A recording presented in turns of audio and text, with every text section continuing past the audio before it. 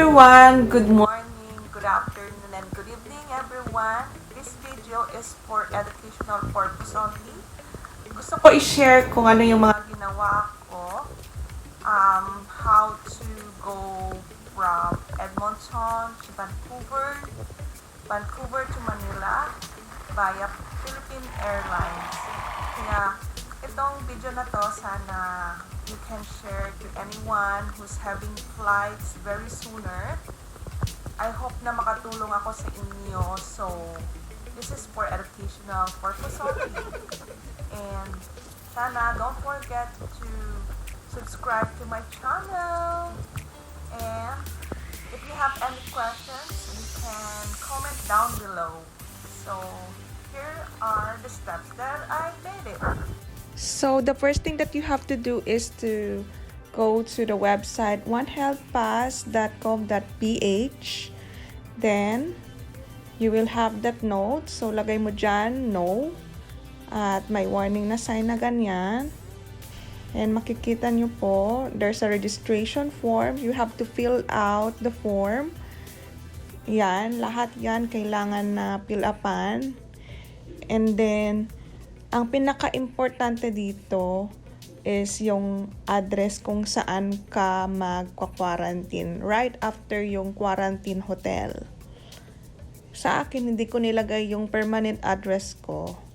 So, yun, kung saan ka talaga right after ng quarantine ka mag-i-stay. So, ayan.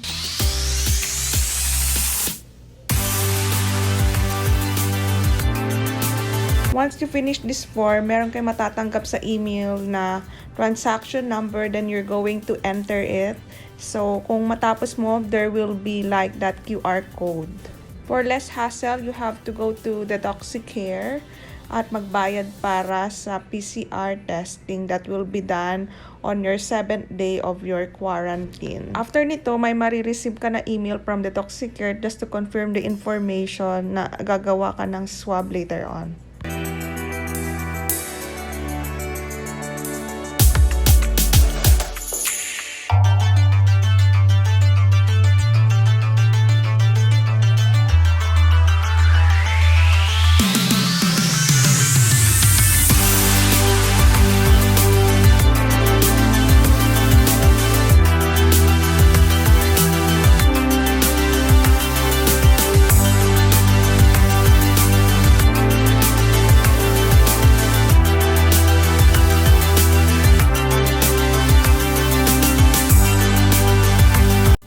The first thing that you're going to the airport is to check in your luggage.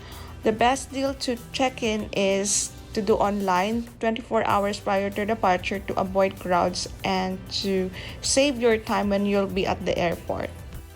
From Edmonton Airport going to Vancouver, I'll be flying with Air Canada. Air Canada needs these requirements. Number one is your passport. Either you're holding a Philippine passport or a foreign passport. Number two is your One Health Pass. Make sure that you have the QR code that I have shown you before. Number three is booking for 10 days of the quarantine hotel that you're going to stay when you'll be in the Philippines. And number four is your vaccination record or negative PCR for travel. And what I have showed is that my vaccination record, even though I haven't done the negative PCR result, and that's fine. The next step that you're going to do is to go through a security check because someone will going to check you to go on board. And find your gate and wait for boarding.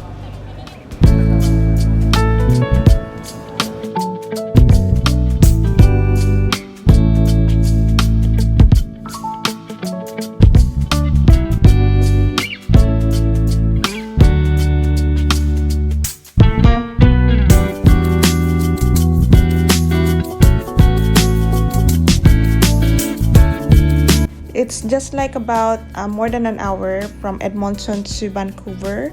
So the next step will be finding your gate and wait for the boarding.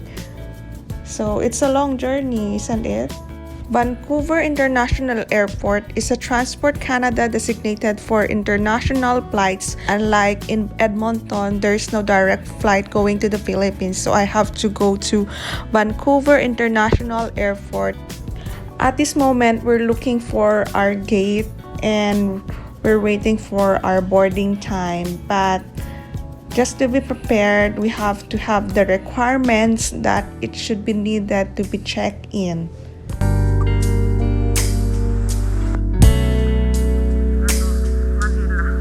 Go to Vancouver. Verb still but in Vancouver. This airport is very spacious and the terminal are very far from each other, so be prepared with your own feet in going to this airport. Ladies and gentlemen, welcome flight PR117 service to Manila. In a few moments, we will begin preparation for boarding. A reminder to all passengers, please be advised when general boarding begins. We will begin boarding by rows, seat number beginning from the back of the aircraft to the front. We repeat, boarding will commence from row seat number beginning from the back of the aircraft to the front, so we ask all passengers to please remain seated. Do not come forward unless your seat number has been called. As you can see here, people are very busy in securing their requirements in order to board to the second airplane.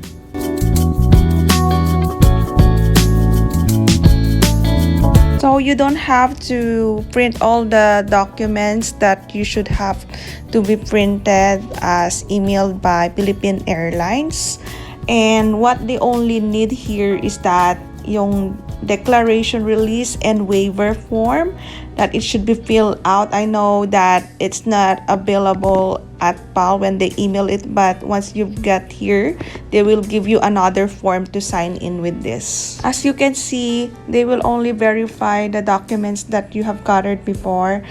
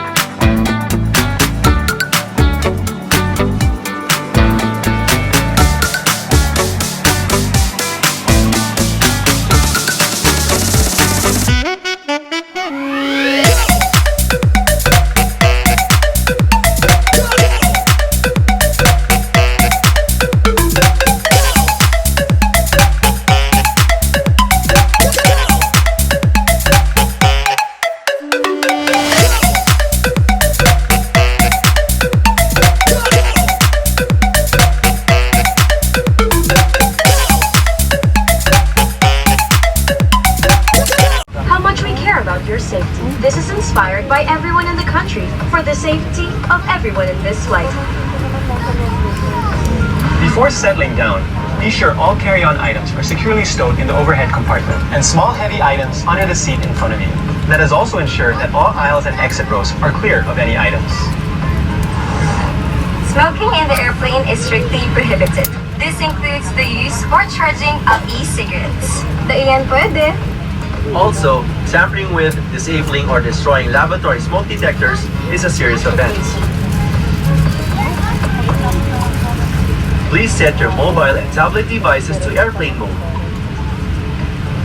Be sure to store large devices at this time. And also, please switch off all your transmitting portable electronic devices.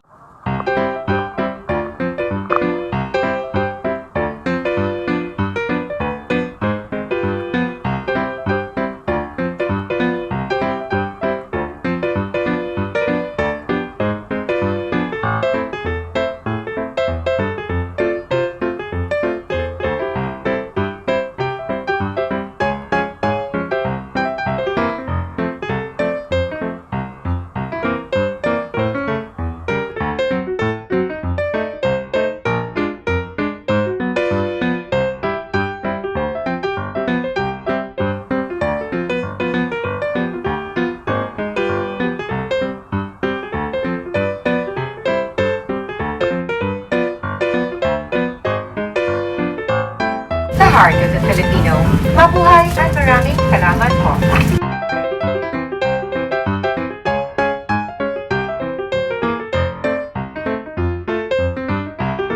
To enter your designated gates. Gate 2 for non-OFW and Gate 3 for OFW.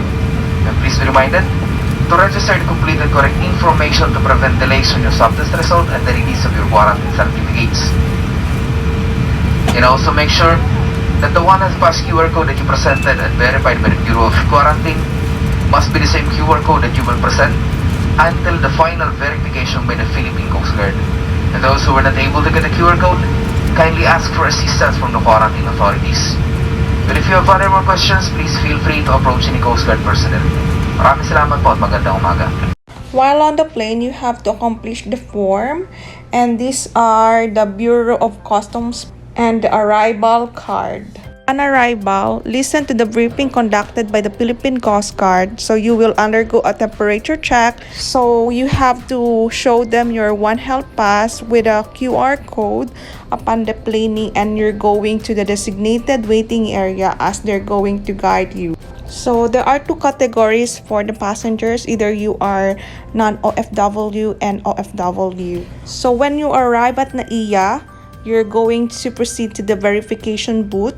You can present your passport and the QR code that they sent to you, or is it called the One Health Pass. You have to proceed to the hotel desk. The hotel coordinator shall verify your hotel booking or assist you in your reservation if you haven't made one yet. So they will also arrange for your airport hotel transfer. Either you have to choose a pre-arranged hotel transfer or a metered taxi. So I chose a metered taxi because it's more affordable and accessible. There is also a booth that you're going to pay for RT-PCR test, but because I flew by Philippine Airlines, I already booked it by the taxi care online, and it's less hassle. So this is the form that they're going to accomplish once you're there. Then after that, you're going to receive a sticker that you are holding a confirmed booking and you have paid for the test, and they're going to place a sticker at the back of your passport. Then you're going to clear with the immigration and submit the arrival card that you have accomplished the form when you're in the plane before. Then you're going to claim your baggage at the designated carousel and clear with customs check. And you have to submit the Bureau of Customs form. Then lastly, you have to proceed to your book hotel through your preferred mode of transportation. So these are the steps when you are traveling from Edmonton to Vancouver, Vancouver to Manila via Philippine Airlines. I chose Philippine Airlines because it's direct flight and it's less hassle and there's no layover. I hope that I could help you through your travel. Have a safe flight, and please don't forget to like and share and subscribe to my channel, and don't forget to click the notification bell button for future updates. See you and have a great day. Stay safe. See ya!